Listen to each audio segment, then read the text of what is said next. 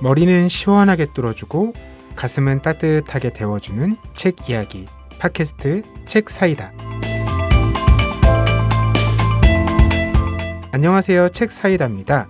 책 사이다는 참여연대에서 만드는 책 이야기 팟캐스트입니다. 저는 진행을 맡은 태호 박이고요. 오늘도 김느낌님과 황주부님 나와주셨습니다. 안녕하세요. 네, 안녕하세요. 네, 안녕하세요. 여름이 끝났습니다. 네, 계절 인사 잠깐 드렸고요. 네. 저희 지난 방송 후에 팟빵 게시판과 유튜브에 댓글들이 올라왔어요. 지난 방송 유독 또 화제였잖아요. 저희가 오랜만에 게스트분을 모셨고. 그렇죠. 네. 김만건 선생님께서도 홍보를 열심히 하시더라고요. 네. 흡족하셨나 봐요. 네. 하나씩 소개 부탁드릴까요? 제가 먼저 소개해 드릴게요. 10628904님이시죠? 기분 좋은 정치적 자극을 받았습니다. 오늘부터 나도 기분 좋은 정치를 해야겠다. 이렇게 보내주셨어요. 아마 김만건 선생님께서 가져오셨던 정치를 옹호함, 이 이야기에 자극을 받으신 게 아닐까 짐작을 해보고요. 유튜브 댓글도 소개 부탁드릴게요. 유튜브 댓글이 김완웅님, 안녕하세요. 팟캐스트 반갑습니다. 오늘 책도 기대됩니다. 그리고 오늘 정치를 비유하여 정말 많은 이야기를 나누시네요. 한마디 하자면 정치는 국민의 삶과 직결된다고 생각합니다. 누가 어떤 세력이 집권하느냐에 따라서 나라가 바뀝니다. 새로운 것을 추구하며 국민을 위한 정치를 하기 위해 우리는 투표로서 나의 이야기를, 나의 주장을 대변할 수 있는 정치인을 뽑아야 한다고 생각합니다. 네, 이렇게 얘기해 주셨네요.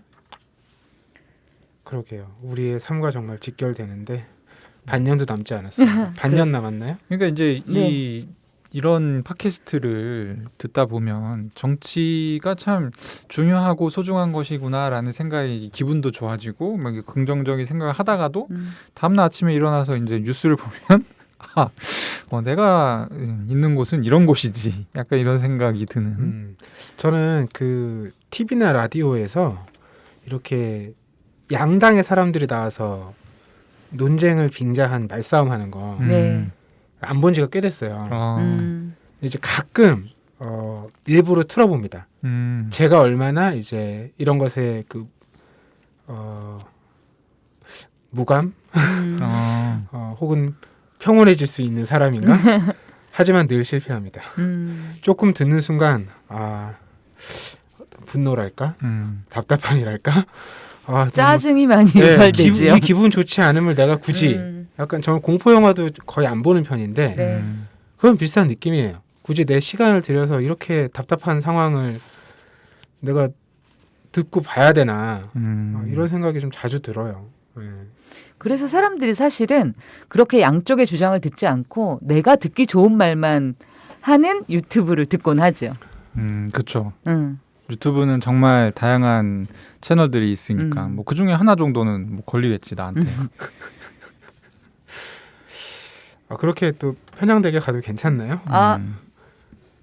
아니 마음에 드는 것만 그렇게 열심히 저는 그렇지 않은데 저희 남편이, 그래서 제가 보기에는 되게 다양한 유튜브를 듣는데 내용은 다 똑같아요. 그게 마음의 위로를 받기 위해서 듣는 게 아닐까. 저는 살짝 짜증이 올라옵니다. 그럴 때. 그래서 요즘에는 워낙 그런 정치 이슈가 많으니까 뭐 페이스북이든 유튜브든 알고리즘에서 그거 추천을 많이 해주잖아요. 근데 가끔 보면 이게 어느 쪽 건지 잘 모르겠는 것도 있어요. 그래요? 이렇게 썸네일만 봐서는 이게 이쪽을 까는 건지 아닌지 헷갈리게 일부러 그렇게 해놓은 게 아닌가 싶은데 그런 것도 볼 때 또 궁금해서 좀 보게 되고. 이게 이제 아무래도 코로나 때문에 좀 그러니까 작은 커뮤니티가 좀 붕괴돼서 그런 측면이 좀 있습니다. 옛날 같은 경우는, 그러니까 저는 딱히 내용이 좋아서 백분토론 이런 걸 본 게 아니라 친구들이랑 대화를 나누려고 했거든요. 왜냐하면 누굴 깔려면 뭔 얘기를 했는지는 알아야 되니까 레퍼런스 체크 차원에서 이제 백분토론 같은 거 챙겨보고 그랬는데, 요즘은 이제 코로나 영향도 있고 그래서 가까운 사람이랑 또 정치적인 대화를 잘 안 나누잖아요. 맞아요. 그러다 보니까 이게 내가 생각하는 게 좀 맞는 생각인지 아니면 뭔가 좀 혼자 약간 삐끗한 생각을 하고 있는 건지를 대화로서 사실은 검증을 받는데, 이런 과정이 없이 유튜브 보고 좋네, 이게 계속 중첩이 되다 보니까 네. 어느 순간 너무 멀리 가 있게 되는 거죠. 음. 그러니까 이런 문제가 또 이제 요즘 세태의 특이성이 아닌가. 뭐 그렇게 생각해 볼 수도 있겠네요. 네.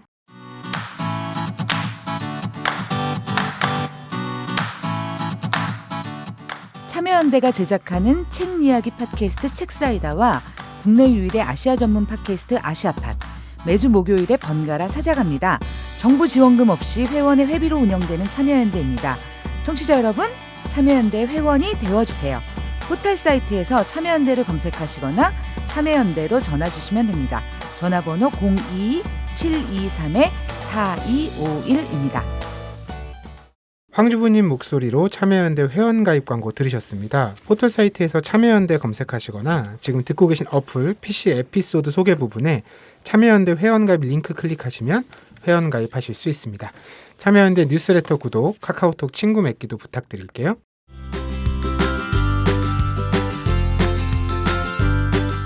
네, 한 가지 주제에 대한 서로 다른 관점과 이야기를 책으로 나눠보는 시간이죠. 주제책 코너입니다. 오늘의 주제는 슬기로운 에너지 생활입니다. 네. 누가 봐도 슬기로운 의사생활을 따왔다는 걸 알 수가 있는데 에너지라 아마 올 여름에도 이제 초반에 네. 뭐 예비전력 이슈들이 막 시끄럽게 있다가 여름 끝날 즈음에 그런 일이 있었나 싶은 정도로 조용하게 맞아요. 지나간 게 아닌가 싶은데 이게 매해 사실 이슈가 되잖아요. 특히 뭐 요즘엔 블랙아웃이라고 해서 네네. 정말 그런 상황이 오는 거 아니냐 네네. 이런 얘기들도 많이 나와서 이제 불안감도 이제 커지기도 하고 실제로 여름 초에는 뭐 일부 뭐 수도권 아파트 같은데 전기가 네네. 나가기도 하고 네네. 이랬던 보도들도 기억이 나긴 하는데 저는 근데 진짜 어렸을 때 빼고는 전기가 집에 나갔다 이런 경험 자체를 해본 적이 별로 없는 것 같아요. 아 진짜요? 네. 생각하고 있어요. 있었나? 아니 황주부님은 많이 있으시지 않아요? 제가요? 왜요? 아니 아무래도 저희보다는 오래 연배가 좀 살았으니까? 오래 살았으니까. 아니 전기가 네. 초등학교 때도 전기가 들어오는 곳에 살지 않으셨어요? 물론요. 저를 너무. 근데 사실은 요즘에는 단전이나 단수는 예고가 되는 경우가 많아서 사실 이제 그렇게 전력에 대해서 오히려 저번에 말씀드렸던 것처럼 대단지 아파트처럼 과부하가 걸리는 상황이 아니라면 뭐 보통의 경우에는 어느 정도 예상할 수 있지 않나요? 네. 그러니까 뭐 이렇게 네. 갑자기 양초를 켜야 네. 되거나 네. 이런 경험은 정말 네. 너무 오래전 네. 일이라는 생각이 드는데 근데 이제 그 에너지 수급이라는 것이 꼭 그런 우리 가정에서 전기가 나가고 뭐 네. 유지되고 이것뿐만 아니라 네. 이제 산업이라든지 또 뭐 안보라든지 이런 국가 전체 기관 산업과 연관이 되기 때문에 아마 매해 그렇게 더 주의하고 조심해서 이야기가 나오는 것 같은데 네. 결국에는 이제 뭐 올해도 이번 그 정부 들어서도 많이 얘기했지만 뭐 재생에너지, 네. 뭐 탄소 중립 이 계속 이슈일 거잖아요. 뭐 그러니까 전기 사용에 대한 문제도 있고 생산에 대한 문제도 네. 있고 전환에 대한 문제도 있고 그게 또 우리나라 안에서만 끝나는 게 아니라 뭐 탄소 국경세를 비롯해서 여러 나라들과의 이제 무역 관계에서도 그런 것들이 연관이 되다 보니까 이 에너지라는 게 정말 핵심적인 국가의 자원, 뭐 서비스 이런 네. 걸로 이제 계속 더 크게 얘기가 될 것 같은데 그쵸. 그래서 오늘 한번 그 얘기를 네. 나눠보려고 하는데요. 어떤 책 골라오셨을지 너무 저는 궁금했어요, 사실. 그리고 지금 가져오신 책을 보니까 네. 뭘 먼저 얘기해야 되나도 약간 고민이 되는데 그래도 좀 더 익숙한 얘기를 먼저 해보면 어떨까 싶어요. 네. 김느낌님께서 가져오신 책이 원자력 딜레마라는 책입니다. 부제는 원자력 르네상스의 미래라는 부제고요. 언제 나온 책이죠?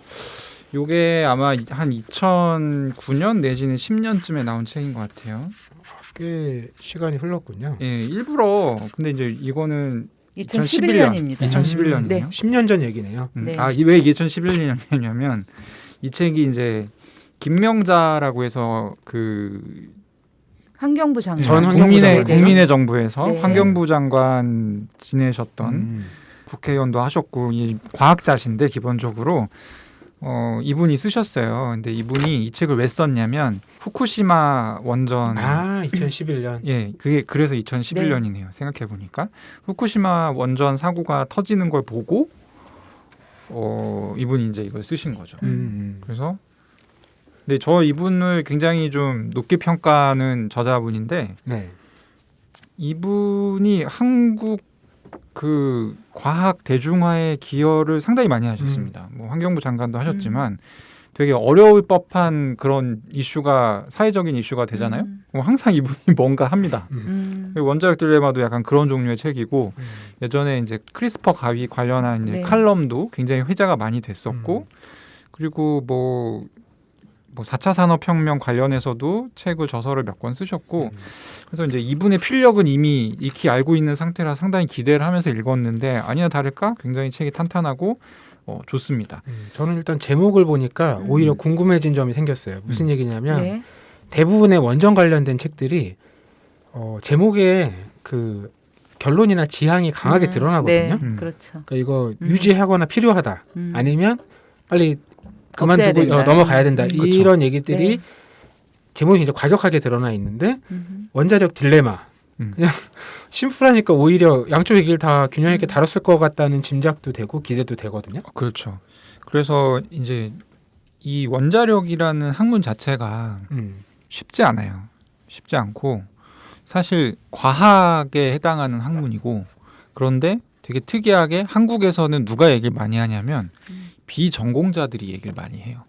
그러다 보니까 그냥 자기 하고 싶은 얘기만 골라서 취사 선택해서 하는 경우가 많고 이 책 같은 경우는 이제 후쿠시마 원전 사고를 계기로 돌아봤기 때문에 기본적으로는 이 원자력 발전에 대한 비판적인 시각이 좀 깔려 있습니다. 이거 이렇게 해도 괜찮으냐?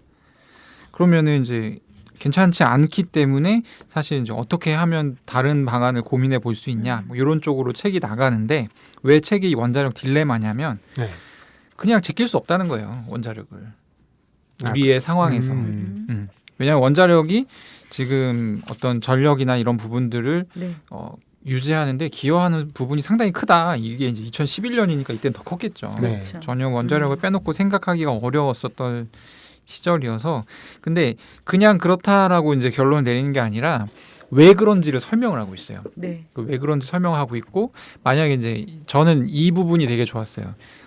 현존하는 책 중에서 4세대 원전을 언급하는 책이 별로 없거든요. 그러니까 이제 4세대 원전이 뭔고 하니 원전은 다들 알다시피 이제 뭐 방사성 원소 뭐 우라늄이나 이런 걸 태워가지고 우라늄 1g을 태우면 이제 석유 3드럼인가 9드럼만큼의 에너지가 나온대요.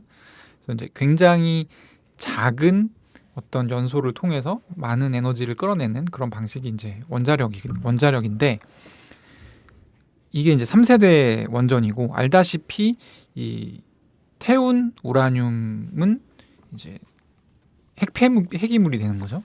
타고 남은 이제 그것들이 원자력 발전소에서 사용되는 모든 것들이 사실 이제 정도의 차이는 있지만 핵폐기물이 되는 건데 4세대 원전은 이거를 더 빡세게 태워가지고 거의 핵폐기물이 남지 않도록 하는 쉽게 얘기하면 발전 방식이에요. 그래서 지금은 빌 게이츠가 만든 빌 게이츠 재단에서 테라파워라고 해서 이게 이제 넷플릭스에 들어가 있는 인사이드 빌 게이츠라는 다큐멘터리를 통해서 되게 유명해졌는데 기업이 거기서 4세대 원전을 만들겠다라고 해서 워렌 버핏이랑 같이 해서 지금 미국의 발전소 세우고 있고요. 근데 이제 어쨌든 이 책에 10년 전에 나온 책인데 4세대 원전 얘기가 나옵니다. 왜냐하면 이제 한국도 4세대 원전 연구를 굉장히 좀 많이 했거든요. 근데 이제 재미있는 건 뭐냐면 이 책에서 그 결론을 내요. 김명자 씨가 뭐라고 하냐면 4세대 원전은 사실 공상과학에 가까운 얘기다. 지금 수준에서는. 근데 어쨌든 그런 것일지라도 굉장히 균형 있게 설명을 한다는 거죠. 그래서 이제 그런 부분들이 어떻게 보면은 좀 믿고 볼 수 있는 약간 그런 책의 반열에 이 책을 올려놓지 않았나. 예상컨대 원자력 발전에 대한 어떤 각자의 생각 이런 걸 짐작해보면 김래끼님께서는 현실적 필요성을 당연히 해야죠. 그걸 왜 없애? 황지부님은 뭔가 약간 그럼에도 뭐 없애는 방향으로 가야 되지 않나? 조금은 그래도 무게가 네. 더 이 책 어떻게 그런데 보셨는지 궁금해요. 그래서. 그래서 이제 이 책의 저자도 뭐라고 얘기를 하고 있냐면 사실 원자력을 연구하는 과학자들의 차가운 합리성과 그다음에 사실은 그 원전을 반대하는 사람들은 굉장히 직관이 뛰어난 사람들이라고 표현되는 대목이 있어요. 그러니까 이게 성향 그냥 찬이나 반이 단순히 그냥 실제로 뭐 너가 얼마만큼 알고 있고 이게 아니라 그러니까 사람의 기질이나 성향이나 이런 것에 따라서 사실은 찬과 반으로 나뉠 가능성이 네네. 굉장히 많고 이런 부분을 문화사적으로도 설명하고 있는 그런 부분들이 있는 사실은 굉장히 좋은 책이고요. 저는 사실은 이 책을 보면서 어떤 부분에 되게 주목이 됐냐면 그러니까 우리가 흔히 이제 결국 원전의 딜레마를 얘기할 수밖에 없는 게 현재 우리의 처지인 거예요. 이 좁은 땅덩어리에서 에너지를 생산할 수가 없고 거의 90% 이상을 사실은 외국에서 그잖아요. 뭐 원유가 됐든 네네. 이렇게 해서 하고 그게 심지어 우리나라의 그 에너지 총 수입액이 국가 총 수입의 26%래요. 이 당시 기준으로.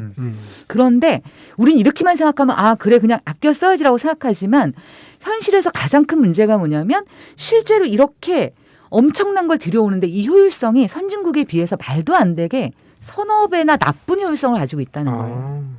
그리고 이제 저도 그런 걸 느끼는 게 여기서 보면 사실 이제 많은 부분이 대형차 이야기를 해놓은 부분이 있어요.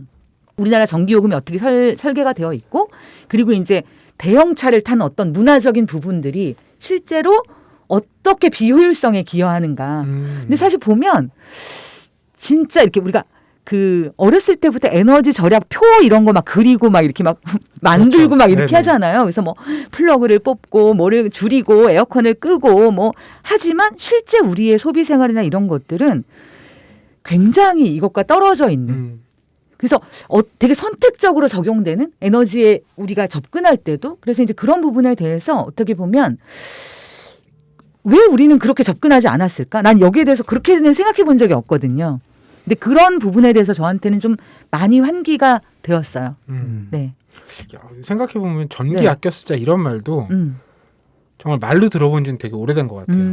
그런 말 자체가 이렇게 되게 생경한 느낌이 지금 드는데요. 그러니까 어렸을 때는 뭐 이제 부모님들이나 할아버지 할머니가 뭐 이렇게 전기불 그쵸. 낮에 켜고 있으면 한 소리씩 하셨지만 그런 문화 자체가 지금은 완전히 사라지지 않았나라는 생각도 들고요. 맞아요. 그러니까 실제로 선진국에서는 어느 정도 GDP가 올라간 다음부터는 1인당 전기 소요량이 늘지 않아요. 그러니까 미국 같은 경우에도 제가 다른 책에서 봤는데 실제로 이제 카터 대통령이 가디건을 입고 나와서 우리가 이제는 에너지에 대해서 그러니까 가디건을 껴입는 상징적인 행위를 통해서 우리의 삶의 라이프 스타일이 바뀌어야 된다라는 큰 메시지를 주고 실제로 그러면서 이제 굉장히 많이 사람들이 전기를 수요가 늘어날 거라고 생각하지만 어느 정도 답보 상태, 그 이상은 늘어나지 않는 게 있는데 우리나라 같은 경우에는 그렇지 않고 GDP가 성장하는 것만큼 개발도상국이나 저개발국처럼 계속 똑같은 퍼센테이지로 올라가는 거죠. 전기 소비량이. 이게 이제 대형 가전, 대형 차 이런 어떤 문화와 그러니까 떨어져 있지 않고요. 이런 부분에 대해서 우리가 그냥 쓰레기를 줄이자. 장바구니를 들고 다니자라는 것만큼 왜 여기에 대한 우리가 그런 생각들이나 캠페인들이 없었을까? 그런 부분을 좀 생각해 보게도 됐던 것 같아요. 저는 원자력이 문제라면 원자력 기술을 발전시키면 된다라는 아주 심플한 생각을 갖고 있습니다. 기술의 발전이 생각보다 어렵잖아요. 우리 예상. 이제 여기도 4세대 원전은 공상과학에 가깝다면서요. 그런데 이제 재미있는 건 뭐냐면 2021년에 이미 이제 그 빌 게이츠가 미국의 테라파워라는 원전 스타트업을 통해서 와이오밍주에 4세대 원전을 이미 짓고 있어요. 그래서 이제 2029년에 345메가와트 규모의 4세대 원자로가 이제 계획대로 되면 만들어지는 거고, 이게 한 25만 가구 정도 되는 도시를 커버할 수 있는 물량입니다. 그래서 이제 되면 문제 없는 거거든요. 이게 만약에 된다고 하면. 근데 이제 저는 약간 이런 것 같아요. 세상 일이 다 예측하기가 되게 힘든 것 같아. 그러니까 지금 보면 이제는 사실은 이 김명자 씨가 책을 썼던 2011년과는 달리 지금은 효율이 안 나와도 사실 재생에너지로 가야 되는 타이밍인데 맞아요. 왜냐하면 안 그러면 수출을 이거 뭐고 이걸 안 받아주기 때문에 그래요. 이미 그러니까 이제 일종의 담합이지. 선진국 입장에서 네. 야 지구가 뜨거워지는데 너 그렇게 할 거야? 그럼 우리 니네 물건 안 사. 이렇게 되는 거지. 그러니까 우리는 생존을 위해서 어쨌든 그걸 해야만 해요. 네. 근데 불과 3년 전까지만 해도 이런 상황은 아니었거든요. 그러니까 상황이 변한 거지. 그럼 지금은 재생에너지를 열심히 만들어야죠. 근데 앞으로 상황이 또 어떻게 바뀔지 모르는 거예요. 그러니까 이거를 약간 저는 무조건 원자력 발전을 해야 된다 이게 아니라 우리가 적어도 필요한 전기가 있다는 거지. 네. 그리고 아마 이 양이 앞으로 더 많아질 수밖에 없어요. 왜냐하면 지구가 뜨거워지고 있다고 하는데 그러면 에어컨 안 틀 거예요? 틀 거잖아요. 네. 그러면 일단 여기에 들어가는 전기가 많이 필요하고 그리고 전기를 얼만큼 효율화시키느냐 이거는 또 다른 문제인 거죠. 그러니까 불확실성이 너무 많기 때문에 지금 원자력을 어떻게 한다 만다 이걸 결정하는 거는 되게 비합리적이고 마찬가지로 이거와 마찬가지로 무조건 환경에너지, 친환경에너지, 재생에너지로 가야 된다라고 하는 것도 네. 어떻게 보면 종교적인 믿음에 가까운 행위죠. 앞일이 어떻게 풀릴지 모르는데 실제로 이게 한국에서도 이제 최근 2, 3년 사이에 이런 게 엄청 세지고 네네. 특히 이제 문재인 정부 들어와서 이런 경향성이 좀 두드러졌잖아요. 한 10년 정도 4세대 원전 중에 한국에서 이제 소듐이라고 해서 이제 원래는 이제 국제적인 표기는 소듐인데 한국에서 나트륨이라는 원소죠. 그러니까 이 원전의 냉각제를 물이 아니라 나트륨을 사용하는 그게 이제 4세대 원전 중에 한 종류인데 그 원전에 대한 연구가 10년째 이루어지고 있었어요. 근데 요게 지금 요거를 사장시키느냐 마느냐를 가지고 사실 이제 주목을 못 받고 있는 문제지만 어쨌든 논의가 진행됐고 있거든요. 어쨌든 원전이면 필요 없는 거 아니야? 약간 이런 사람들이 많고. 네. 그래서 이제 이런 주제 자체를 사람들이 모른다. 그래서 일단 다 좀 제대로 알게 된 상황에서 하다못해 이제 원전을 지우고 그냥 100% 재생에너지 갑시다 한다 할지라도 이게 이행 단계가 있을 거잖아요. 당장 뭐 다 때려 부시고 다 지을 수는 없으니까 그러면은 어떤 식으로 해서 이렇게 이행을 하면 되는지를 사실 좀 다 까놓고 의사결정을 하면 좋은데 그게 안 되고 있으니까 그런 상태에서는 무조건 원자력 혹은 무조건 재생에너지. 제가 보기엔 둘 다 그냥 신앙이라는 거지. 그런 그 지적엔 굉장히 공감이 되는 네. 부분이 그러니까 원자력 발전을 뭐 차츰 줄여간다고 할지라도 이미 우리가 지금 해결하지 못한 폐기물들의 온전한 처리를 위해서라도 관련한 연구가 이제 일정 부분 지속되고 그렇죠. 발전돼야 될 필요가 있을 텐데 우린 이제 약간 안 한다 그러면 너무나 이제 다 스탑 네. 이제 한다 그러면 다 와 이렇게 되는 경향이 있다는 느낌은 드네요 확실히. 네. 원자력 이야기 저희가 이제 원자력 딜레마라는 책으로 좀 이야기를 나눠봤는데 이어서 황주부님 책까지 좀 연결해서 가보면 좋을 것 같아요. 황주부님 어떤 책 가져오셨어요? 정말 흥미로운 책을 갖고 왔습니다. 제가 이런 책을 이렇게 흥미롭게 읽을 수 있다니 아마 여러분들도 굉장히 흥미롭게 읽으실 수 있을 거예요. 제가 굉장히 대중적인 그 눈높이를 가지고 있잖아요. 제가 고른 책은 그레천 바크라고 하는 인류학자가 지은 그리드라고 하는 책입니다. 이 그리드라는 말이 저는 사실 거의 처음 들어본 말이었거든요. 아 그래요? 네, 제가 좀 짧아서 이 분야에. 아니 그 그리드라는 단어 되게 중의적으로 많이 쓰이거든요. 어떻게? 그냥 뭐 바둑판도 그리드라고. 그렇죠. 어떤 판면을 이렇게. 네. 제가 그쪽이랑 좀 멀어가지고 저는 거의 처음 이 책을 접했는데 그래서 처음에는 사실 그리드가 뭐야 도대체? 요새 뭐 이렇게 ESG 너무 많이 안다 그러는데 ESG가 뭐야? 뭐 모르면 약간 이런 느낌으로 사실 이 책을 골랐는데요. 사실 이제 이 책의 부제가 기후 위기 시대 제2의 전기 인프라 혁명이 온다라고 하는 부제예요. 사실 이 그리드라고 하는 걸 간단하게 설명드리면 그리드란 전력을 생산했으면 이거 어떻게 해야 될까요? 송전, 전달하고 배전 받는 이 전체 시스템을 일컫는 게 여기서는 그리드라고 하는 말이고요. 실제 이거는 이제 전 세계 그리드를 얘기한 건 아니고 미국의 그리드를 중심으로 그것을 분석하고 이 앞으로 도대체 어떤 세상이 와야 될까? 지금의 문제를 어떻게 해결할까에 대한 책입니다. 이 책이 나와서 네. 한국에서 화제를 모았던 이유도 굉장히 재밌는데 뭐예요? 이게 뭐 어떻게 보면 과학책일 수도 있고 어떻게 보면 경제경영책일 수도 있고 네. 뭐 사회문화책일 수도 있는데 네. 근데 이 책이 빵 터진 이유는 주식입니다. 네, 주식 쪽 커뮤니티에서 이제 이쪽이 어떤 일종의 테마주 같이 미래 이슈와 관련된 중요한 이제 내용으로 소개가 되고 얘기되면서 책이 예상보다 굉장히 빨리 많이 판매됐다는 후문이 있습니다. 팔렸을까요? 아니 뭐 그래도 빤한데 이 책이 사실 이제 자연빵으로 하면 네. 사람들이 안 보는 책이죠. 그렇죠. 황주빈이 그리드가 뭔지도 몰랐다고 그쵸. 하시니까. 네. 내가 왜 전력책에 그것도 미국의 전력책에 관심을 갖고. 근데 이제 이런 부분도 있죠. 이거를 이제 번역하신 분들 역자가 네 분인가 있는데 네네네, 네 분이 다 분. 소셜 미디어 스타입니다. 그리고 이제 이 소셜 미디어 스타들이 최근에 뜨고 있는 어떤 그 뉴미디어 매체들과 네. 굉장히 이제 돈독한 사이여서 거기 출연을 또 하셨어요. 그래서 이제 그런 측면에서 경제, 뭐 과학 되게 다방면으로 버프가 생겨버린 네네. 그러면서 이제 책이 뜻하지 않게 갑자기 확 팔리는 그런 책입니다. 아까 김육기님께서 빌 게이츠 몇 번 언급하셨는데 이 책의 추천사도 빌 게이츠가 맞아요. 썼네요. 그 빌 게이츠가 뭐라고 추천사를 썼냐면 그리드의 현대화는 에너지 미래에 반드시 필요하다.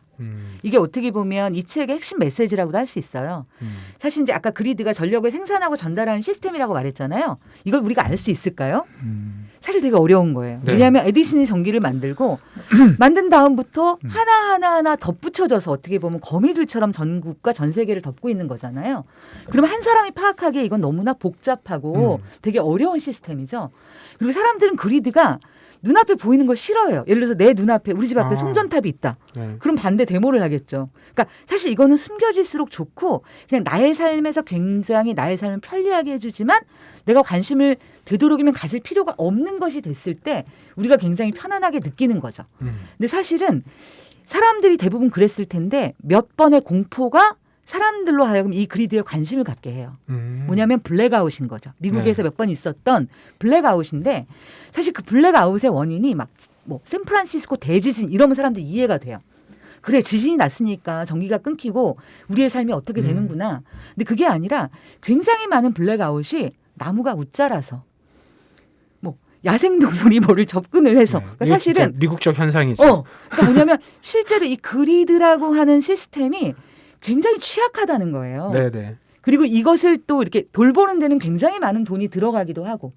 그래서 이제 이 그리드라는 시스템이 어떻게 설계됐고 그리고 어떤 꿈을 꾸었으며 그리고 지금의 변화 상황 속에서 어떤 변화가 필요한지에 대해서 얘기를 하고 있어요. 근데 중요한 건 아무래도 네. 뭐 중요하다기보다는 네. 이제 우리가 좀 더 관심을 갖고 볼 부분은 뒷부분일 거잖아요. 맞아요. 그러니까 어떻게 발전돼야 하는지보다 네네네. 지금 뭐가 달라지고 있어서 이 그리드를 왜 다시 얘기하고 있는가. 네. 그러니까 사실 제일 중요한 게 저는 몰랐는데 이 책을 보면서 제가 물리 공부를 하게 됐잖아요. 뭐냐면 전기라는 게 이게 이 송전선이 있잖아요. 예를 들어서 전기는 생산되는 동시에 거의 동시에 우리가 쓰는 데까지 와 닿을 수 있어요. 그리고 전기는 저장이 거의 안 돼요.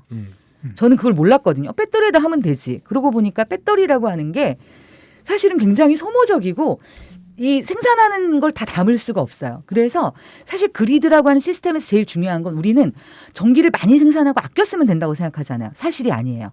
적정하게 생산하고 그 생산한 걸 다 쓰는 시스템이 사실은 가장 효율적인 건데 지금의 문제는 뭐냐면 우리가 신재생 에너지라고 하는 것들이 있잖아요. 풍력이라든가 태양이라든가 이게 대표적인 게 두 가지일 텐데 이 것들이 그리드라고 하는 지금에 지어져 있는 이 시스템에서는 뭐냐면 굉장히 얘네들이 예측 불가능하다는 거예요. 그러니까 생산을 제어할 수도 없고 예측할 그렇죠. 수도 없다. 그렇죠. 그렇기 때문에 이것이 우리는 얘네를 많이 생산하면 얘네들을 가지고 우리가 기존의 에너지를 대체한다고 생각하잖아요. 근데 예를 들어서 태양광이 너무 햇빛이 쬐고 지금 제주도도 생산한 전기를 다 못 써가지고 그런 기사들이 나오더라고요. 그렇죠. 그런 기사들이 나오잖아요. 오히려 이것이 그리드라고 하는 시스템의 부활을 해서 오히려 문제 상황이 되는 거죠.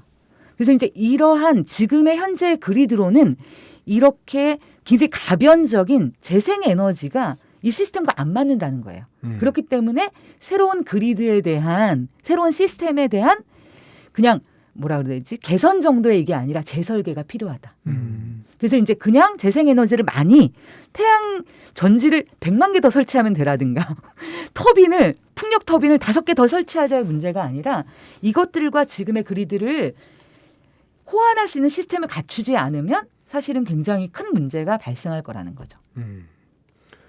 이 책이 되게 여러 가지 그 상상과 문제들을 네네네. 떠올리게 하는데 네네네. 그러니까 재생에너지가 이제 물론 지금의 이제 그 국가 중심의 개발에서는 여전히 네. 과거의 에너지 생산과 비슷하게 굉장히 집약적이고 중앙 집권적인데 근데 재생에너지의 기본적인 성격이 그쵸. 특히 다르죠. 미국은 더 그런데 맞아요. 이제 되게 개별적으로 이제 퍼져서 그렇죠. 일종의 자가 생산과 자가 그렇죠. 사용 방식으로도 네네네. 이제 이루어지다 보니까 네. 이제 그렇게 생각하면 또 이제 기존의 그리드랑 이게 어떻게 접점이 생기고 기존의 그리드를 제대로 활용을 할 수 있는가. 그러니까 뭐 여기서도 뭐 집에서 생산하게 나오면 또 빨리 다른 데로 보내줘야 되고 네. 이런 이제 부분들이 고려가 돼야 될 것 같다는 생각도 들거든요. 맞아요. 그래서 지금 옛날에는 우리가 지금도 우리나라에는 한전 딱 하나밖에 없잖아요. 전기 그러면 우리는 뭐 그렇죠. 몇 개의 회사가 있는 게 아니라 한전이 독점으로 하면서 어떻게 보면 우리나라는 다른 나라에 비해서는 굉장히 싼 값에 전기를 공급받고 있는 건데 사실은 뭐냐면 이 그리드 시스템 자체가 재생에너지랑 잘 안 맞는 어떤 특성들 그리고 이제 그리드가 한번 시스템에 문제가 생겼을 때는 어떤 문제가 생기냐면 천문학적인 손해가 발생하는 거죠. 그러니까 예를 들어서 예전에 우리가 테러라고 하면 물리적 테러를 생각하지만 지금 생각할 때 사실 굉장히 무서운 테러는 전기가 안 들어오는 거예요. 그럼 모든 게 다 안 돌아가는 거잖아요.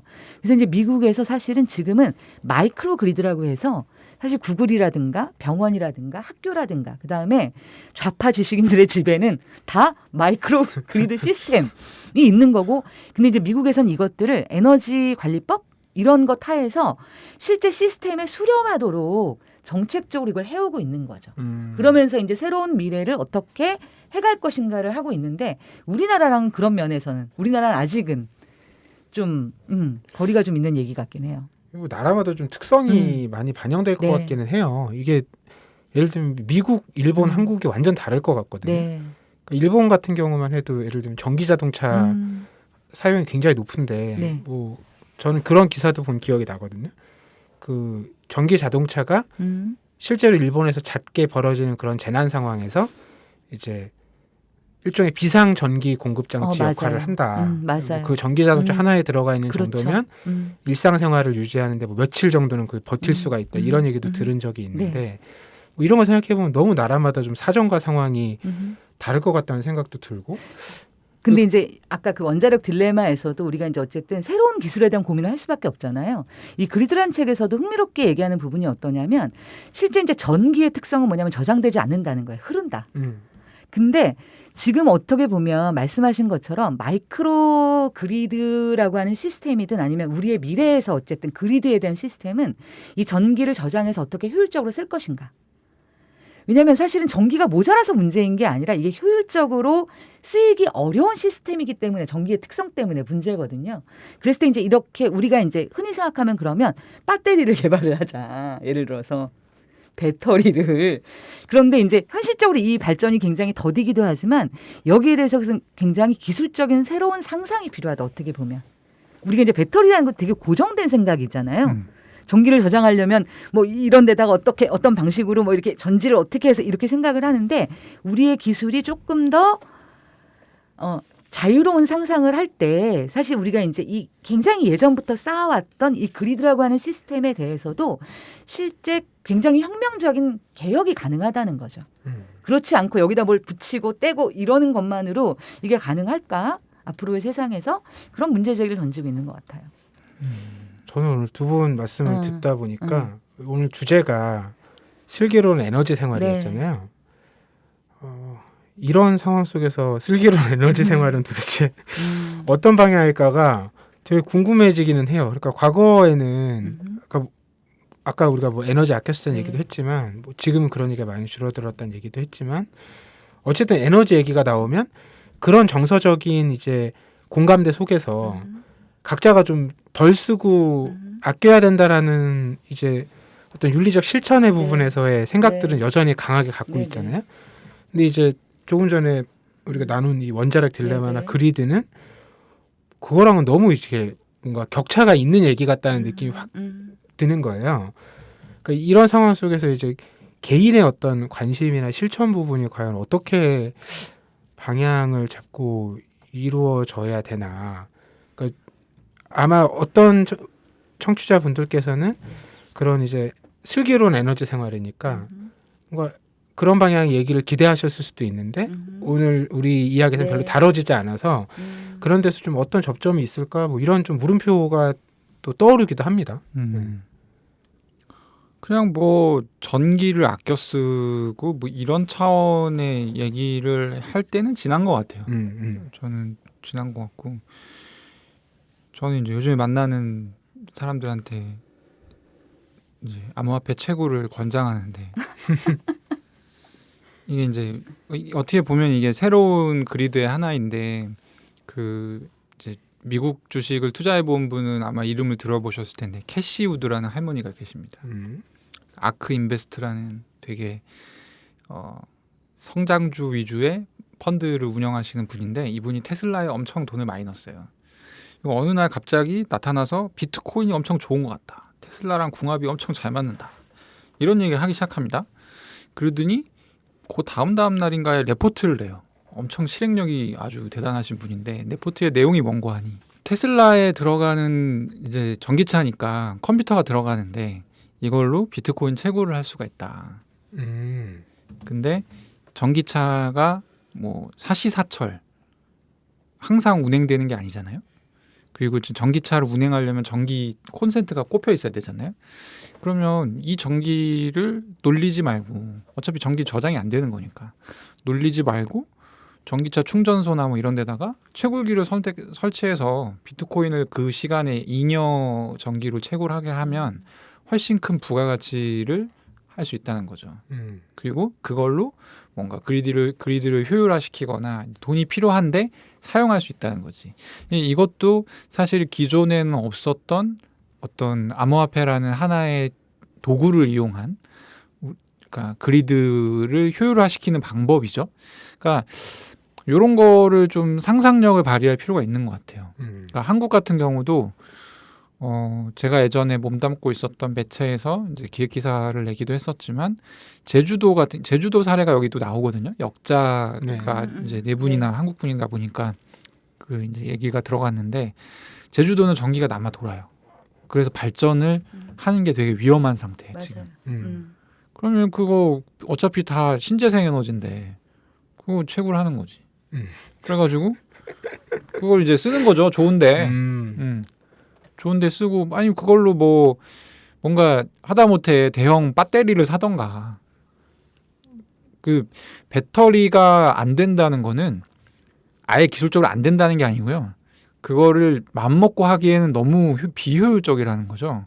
근데 이제 이것도 생각의 발상의 전환을 할 수 있는 게 이게 비효율이든 어쨌든 우리는 전기차를 타고 다닌다는 거죠. 전기차에는 우리 주변에서 볼 수 있는 것 중에 가장 큰 배터리가 들어갑니다. 어차피 배터리가 이렇게 널려 있는데 이걸 좀 활용하면 되지 않냐. 그리고 실제로 스마트 그리드가 이제 활성화되어 있는 국가의 그 집중해서도 이제 스마트 홈 같은 게 있어요. 네. 그런 거는 그냥 차 꽂아서 쓰기도 하거든요. 그런 식으로 여러 가지 이제 뭔가 가능한 대안들을 좀 고민해 보는 게 필요할 것 같다. 그래서 이 그리드라는 책은 미국의 사례이기는 하지만 약간 상상력을 열어준다는 측면에서 제가 보기에는 좋은 책이고 그런 것 같습니다. 이거 완전 사고의 전환이네요. 제가 아까 뭐 아껴 쓰자 얘기를 했는데 더 써야 되는 거죠. 전혀 다른 상황이 펼쳐지고 있다라는 지금 느낌이 들긴 하네요. 근데 저는 사실 이 책을 읽으면서 어떤 생각을 했냐면 우리가 이제 기후 위기라는 이야기가 정말 많고 사람들이 되게 위기를 느껴요. 특히 젊은 친구들은, 어린 친구들은. 왜냐하면 이게 우리는 나 죽기 전에는 괜찮겠지 이러는데 어머 내가 살아있는 동안에 올 것 같아. 이런 느낌 때문에. 근데 우리가 흔히 실천이라고 하면 쓰레기 말고 떠오르는 게 없는 거죠. 내가 플라스틱 쓰레기 줄이는 거 말고 이 엄청난 기후 위기에 내가 정부도 아니고 기업도 아니고 뭣도 아닌데 뭘 할 수 있을까. 근데 사실은 저는 이 책이 되게 너무 좋았던 건 그 눈에 보이지 않을 것 같은 그 시스템을 굉장히 알아듣게 얘기를 해줘서 사실 그 상상력이라고 하는 게 비트코인으로 갈 수도 있지만 사실은 저는 정말 다양한 상상의 영역이 가능할 것 같아요. 우리의 실천이라고 하는 게 예를 들어서 이 미국의 이제 좌파들이 처음에 이 그리드를 마이크로 그리드를 만들 때는 무슨 이 그리드에는 엄청난 그게 아니라 국가가 나를 감시하는 게 싫어. 뭐 이런 아주 어떻게 보면 이거는 우파도 마찬가지인 거예요. 굉장히 이랬던 실천들이 세상의 변화랑 부딪히면서 어떻게 다른 시스템을 만들어냈고 이것이 여기서는 유틸리티라고 하는데 뭐냐면 정말 독점 기업들 같은 거죠. 한전이 독점하던 이 전기라고 하는 시스템에 얼마나 큰 변화를 이뤄냈는가가 다 들어있어요. 이 책에. 그러면 우리가 기후위기나 지금 너무 거대한 문제로 바라보는 이것들이 현실에서는 훨씬 다른 방식으로 다른 상상으로 실천들을 만들어낼 수 있는 여지들이 전 있지 않을까? 그런 상상의 여지들이. 그래서 좀 일독을 권해드립니다. 네. 정말로 슬기로운 에너지 생활이 필요한 시대가 왔다는 생각이 듭니다. 놀땐 홍대 참여연대 우리가 할 수 있는 것들 지금 뭐하네 놀땐 홍대 참여연대 아직도 회원가입하지 않고 뭐하네 놀땐 홍대 참여연대 우리가 할 수 있는 것들 지금 뭐하네 놀땐 홍대 참여연대 아직도 회원가입하지 않고 뭐하네 바로 너 바로 너 바로 너 바로 너 당신이 우리의 든든한 배후 0% 0% 우리가 받는 정부 지원 0% 시위꾼 아냐 시민의 파수꾼 유엔이 인정하는 시민단체 파트너 행동하는 시민과 함께하는 권력 감시기구 참여연대 놀땐 홍대 참여연대 우리가 할 수 있는 것들 지금 뭐하네 놀땐 홍대 참여연대 아직도 회원가입하지 않고 뭐하네 놀땐 홍대 참여연대 우리가 할 수 있는 것들 지금 뭐하네 놀땐 홍대 참여연대 아직도 회원가입하지 않고 뭐하네. 저희 오늘 그 에너지 전기 관련된 이슈들로 이야기 나눠봤는데요. 황주부님께서는 그레천 바크의 그리드, 김니끼님께서는 김명자 전 환경부 장관의 원자력 딜레마 이렇게 책 골라와 주셨고요. 저희 오늘 슬기로운 에너지 생활 주제책 코너는 이렇게 마무리하고 다음 시간에 또 재미난 이야기로 찾아뵙겠습니다. 고맙습니다. 네, 네, 감사합니다. 감사합니다.